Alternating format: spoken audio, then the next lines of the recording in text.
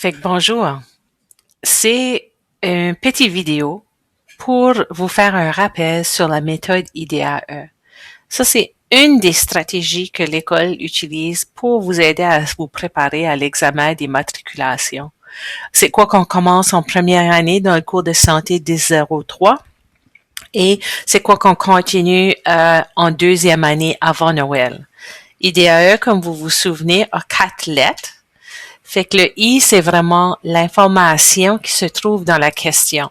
Quand vous allez lire votre question, c'est important, si c'est un examen à l'école qui est papier ou un examen à l'écran, de visualiser ou de souligner les mots-clés. Ça va vous aider vraiment à passer à la prochaine étape, c'est qu'est-ce que la question nous demande? Fait que est-ce que c'est qu'est-ce qu'on fait en priorité lorsqu'on a un client qui a quelque chose en particulier. Fait que nos mots-clés vont nous aider à identifier qu'est-ce que la question nous demande. Puis une fois qu'on sait ça, ben on va savoir de quelle sorte de questions on fait affaire avec, puis ça va nous aider à analyser les choix de réponses. Puis là, par la suite, on sera en mesure d'éliminer les réponses qui sont pas correctes.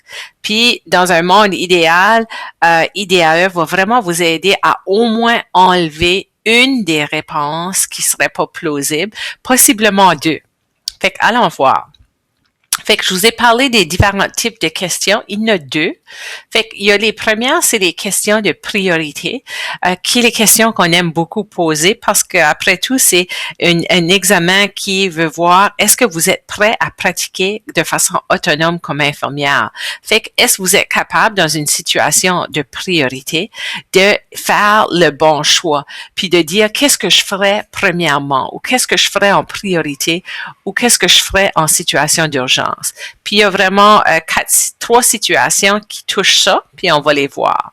Mais des fois, il y a d'autres situations qui sont pas urgentes ou c'est pas une priorité, mais qu'on va quand même nous demander de poser un jugement. Fait qu'on va aller regarder ces deux grandes catégories-là. Fait que les priorités, comme j'ai dit, il y en a trois. Le premier, c'est Maslow. Fait que voici la pyramide qui existe. Puis l'idée de Maslow, c'est qu'il faut toujours combler les besoins de base avant de combler les besoins de plus haut niveau, qui sont les besoins qui sont plus socio-psychologiques. Fait que quand on est dans une situation d'urgence, puis qu'on a un client qui fait une hémorragie, par exemple, puis qu'on a des choix de réponse qui nous parlent d'établir une relation d'aide, faire le toucher thérapeutique, ben dans cette situation-là, on peut éliminer tout de suite les choix qui sont pas physiologiques. Ok? C'est pour ça que vous voyez le petit ARC parce qu'en premier soin, sauf si c'est un arrêt cardiaque, on va toujours vérifier les voies aériennes, on va s'assurer que notre client respire et après ça, on va aller faire la circulation. Fait que quand on est dans une situation d'urgence, c'est toujours, on va faire l'oxygène avant qu'on va faire un intraveineux, par exemple, parce que c'est le R avant le C. Des fois, on va avoir des questions de priorité qui touchent qu'est-ce que l'infirmière va faire en premier. Puis, on dit toujours qu'il faut avoir la collecte avant l'intervention. Fait que on rentre dans une chambre puis on nous dit le client est dans telle situation. On n'a pas beaucoup de données par rapport à la collecte. Puis là, il nous présente 4 choix de réponse, puis il y en a 2 qui sont la collecte, puis 2 qui sont les interventions. Ben, si qu'on juge qu'on n'a pas assez d'informations, puis que c'est une question de démarche de soins, il faut automatiquement éliminer tous les choix qui sont intervenir parce qu'on n'a pas encore fait assez de collecte. C'est aussi dans ces cas-là de démarche qu'il faut toujours penser au patient avant la machine.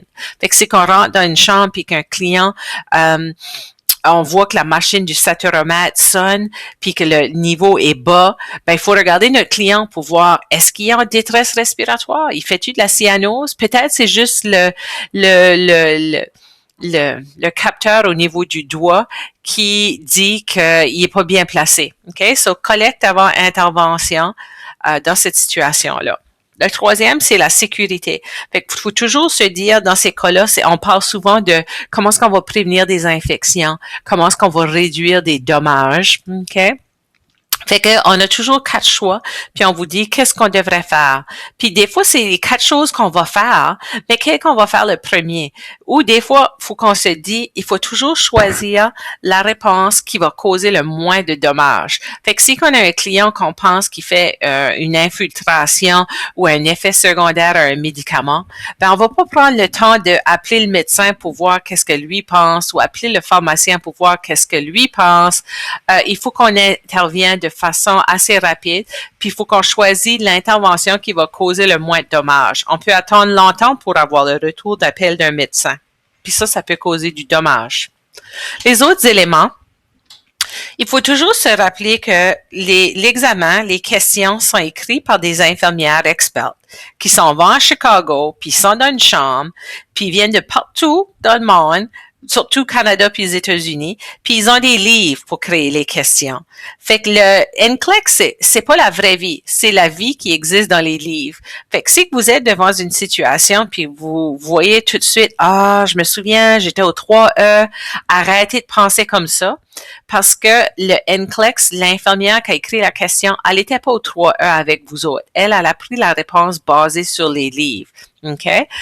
Puis sauf si que c'est indiqué, il faut toujours penser, on a tout le personnel qu'on a besoin et l'équipement est le meilleur, on a les meilleures conditions. Une autre question, c'est la communication thérapeutique.